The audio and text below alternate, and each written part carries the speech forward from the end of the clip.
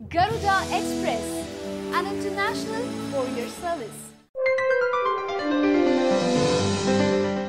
ఓడలు బళ్ళవుతాయి బళ్ళు ఓడలవుతాయి అనే నానుడి ప్రస్తుతం మన దేశంలో ప్రాథమిక ఆర్థిక సేవల వ్యవస్థలో వస్తున్న మార్పులకు అతికినట్లు సరిపోతుంది.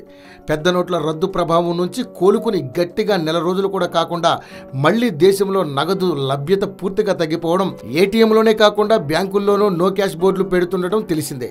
ఇది చాలదన్నట్లు బ్యాంకులు ఛార్జీల పేరుతో నిలువు దోపిడీకి రంగం సిద్ధం చేశాయి. ఈ నేపథ్యంలో ఏ ఛార్జీలు లేకుండా నగదు సేవలు అందించే పోస్టాఫీసుల వైపు ప్రజలు మళ్లుతున్నారు. దీంతో ఇంతకాలం పట్టించుకునే వారు లేక ఆదరణ కోల్పోతున్న పోస్టాఫీసులకు మళ్లీ గిరాకీ మొదలైంది. రోజుకో రూలు, ప్రతి పనికి పైసలన్నట్లుగా ప్రజలను పీడించుకు తినడానికి సిద్ధమవుతున్న బ్యాంకులంటే ప్రజలకు ఆగ్రహం వస్తుంది. బ్యాంకులకు బుద్ధి చెప్పడానికి సిద్ధమవుతున్నారు. పోస్టాఫీసుల్లో 100 రూపాయలకి ఖాతా తెరిచే వీలుండటం, ఇక ఖాతాలో కనీస మొత్తం ఆంక్షలు లేకపోవడం, గరిష్టంగా ఎంతైనా జమ చేసుకునే వీలుండడంతో ఖాతాలు తెరిచేందుకు పోస్టాఫీసుల ముందు క్యూ కడుతున్నారు.